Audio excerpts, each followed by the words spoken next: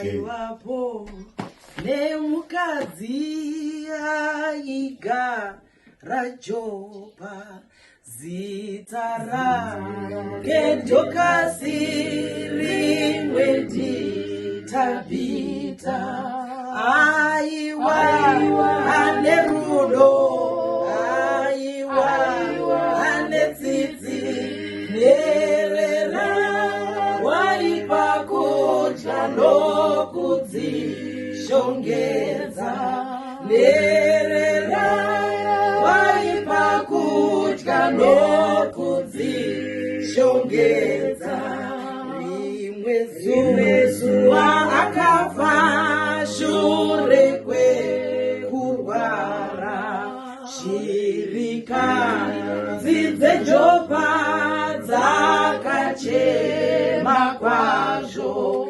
Aiwa ane rudo, aiwa ane tsitsi nerera, waipa kudya nokudzishongedza nerera, waipa kudya nokudzishongedza.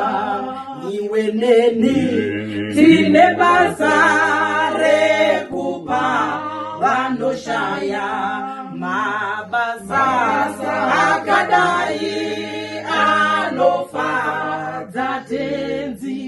Shewe ngazireiwo tiite zvakanaka nerera, dziwane kudya nokudzishongedza nerera, dziwane kudya nokudzishongedza.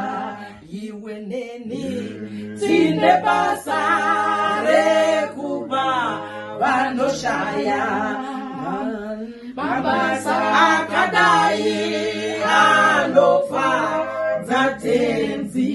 Shedzibatsireiwo tiite zvakanai nerera, dziwane kudya nokudzishongedza nerera, dziwane kudya nokudzishongedza.